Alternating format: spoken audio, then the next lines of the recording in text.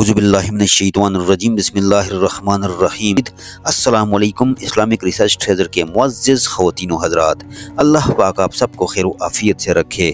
پیارے دوستو، پیاری بہنوں اور پیارے بھائیوں، شرک کیا ہے؟ شرک کی ابتدا کب، کیوں اور کیسے ہوئی؟ دنیا کی پہلی مشرک قوم کون سی تھی؟ پہلی مشرک قوم کا انجام کیا ہوا تھا؟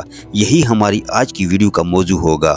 مگر ویڈیو میں آگے بڑھنے سے پہلے آپ سے التماس ہے کہ اگر آپ نے ہمارے چینل کو سبسکرائب نہیں کیا تو آپ سے گزارش کرتے ہیں کہ آپ ہمارے چینل اسلامک ریسرچ ٹریزر کو ضرور سبسکرائب کر لیں اور ساتھ ہی لگے بیل کے بٹن کو بھی پریس کر لیں تاکہ آپ کے پاس ہماری آنے والی مزید معلوماتی ویڈیوز کا نوٹیفیکیشن بر وقت ملتا رہے۔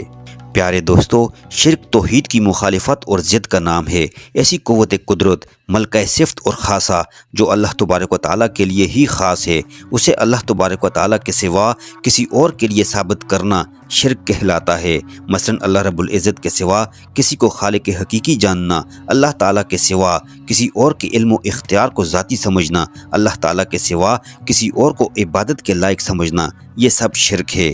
اللہ تبارک و تعالیٰ کی ذات یا صفات میں کسی دوسرے کو شریک کرنا یا اس کے برابر کسی کو سمجھنا یا کسی کی ایسی تعظیم یا فرمانبرداری کرنا جیسی کہ اللہ تبارک و تعالیٰ کی جاتی ہے، شرک کہلاتا ہے۔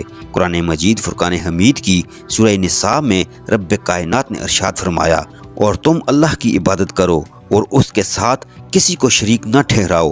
ناظرین، اللہ تبارک و تعالیٰ نے اس دنیا میں انسانوں کی رہنمائی اور ہدایت کے لیے 1,24,000 کم و بیش انبیاء اکرام مبعوث فرمائے جو اپنی امتوں کو توحید کی دعوت دیتے رہے۔ اللہ سبحانہ و تعالیٰ نے تمام پیغمبروں کے ذریعے بنی نوع انسان کو جو سب سے پہلا پیغام بھیجا وہ لا الہ الا اللہ ہے، جس کا مطلب ہے اللہ کے سوا کوئی عبادت کے لائق نہیں۔ ناظرین، حضرت نوح علیہ السلام اللہ رب العزت کے جلیل القدر پیغمبر اور پہلے رسول تھے۔ قوم نوح پہلی قوم تھی جس نے شرک کی ابتدا کی، اور واقعہ کچھ یوں ہے کہ قوم نوح میں چند لوگ نیک تھے جن کے نام ود، ثواب، یہود اور یہوک اور نصر تھے، جن کی پیروی اور لوگ بھی کیا کرتے تھے۔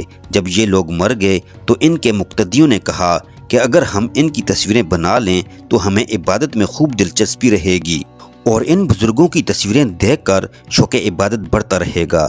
چنانچہ ایسے ہی کیا اور ان کے بت بنا کر عبادت خانوں میں رکھ لیے۔ ناظرین، گزرتے وقت کے ساتھ ساتھ یہ لوگ بھی مر گئے اور ان کی نسلیں آئیں تو شیطان نے ان کے دماغ میں وسوسہ ڈالا کہ تمہارے بڑے ان بتوں کی پوجا کیا کرتے تھے اور انہی سے بارش وغیرہ مانگتے تھے۔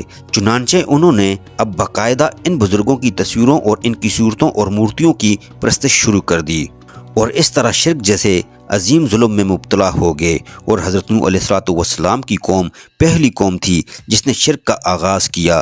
ناظرین، صحیح بخاری کی حدیث نمبر 4920 میں ابن عباس رضی اللہ تعالی عنہ نے کہا، یہ نوح علیہ السلام کی قوم کے نیک و صالح آدمیوں کے نام ہیں، اور جب یہ لوگ فوت ہو گئے تو شیطان نے ان کی قوم کے دلوں میں ڈالا کہ وہ ان کی تصاویر اپنی بیٹھک یعنی بیٹھنے والی جگہوں میں لگائیں جہاں ان کے بڑے لوگ بیٹھتے تھے، اور وہ ان کو نام بھی انہی کے دیں۔ تو انہوں نے ایسا ہی کیا۔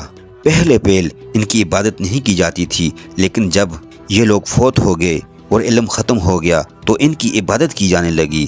ناظرین، حضرت نوح علیہ السلام نے تقریباً 900 سال تک لوگوں کو اللہ تبارک و تعالیٰ کی طرف بلایا، مگر آپ کی قوم کا جواب یہ تھا کہ آپ بھی ہماری طرح عام آدمی ہیں، اگر اللہ کسی کو بطور رسول بھیجتا تو وہ فرشتہ ہوتا۔ ان لوگوں میں سے مختلف روایات کے مطابق 80 یا 82 لوگوں نے حضرت نوح علیہ السلام کی بات مانی اور ان کا دین قبول کیا۔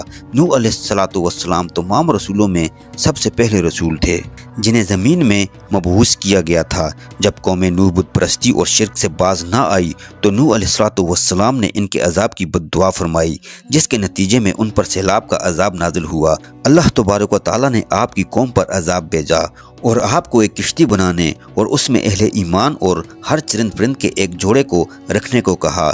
تب طوفان کی شکل میں عذاب آیا اور سب لوگ سوائے ان کے جو حضرت نوح علیہ السلام کی بنائی ہوئی کشتی میں سوار تھے ہلاک ہو گئے۔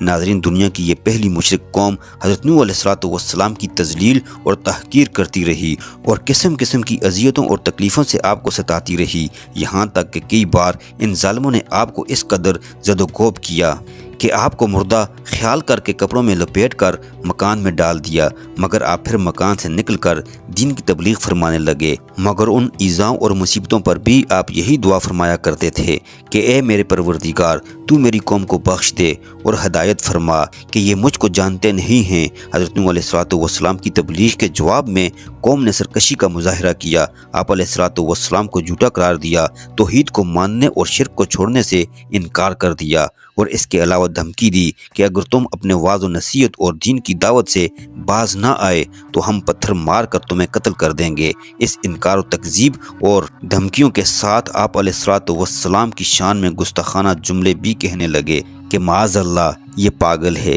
یہاں تک کہ ایک دن یہ وحی نازل ہوگی کہ اے نوح، اب تک جو لوگ مومن ہو چکے ہیں ان کے سوا اور دوسرے لوگ ہرگز ایمان نہیں لائیں گے۔ اس کے بعد آپ اپنی قوم کے ایمان لانے سے نا امید ہو گئے اور آپ نے اس قوم کی ہلاکت کے لیے بد دعا فرمائی۔ ناظرین، روایت کے مطابق حضرت نوح علیہ السلام کی کشتی میں آپ کے اہل خانہ کے 7 افراد تھے، اور وہ لوگ جو حضرت نوح علیہ السلام پر ایمان لائے ان کی تعداد 80 یا 82 تھی۔ صحیح تعداد اللہ تبارک و تعالیٰ ہی جانتا ہے۔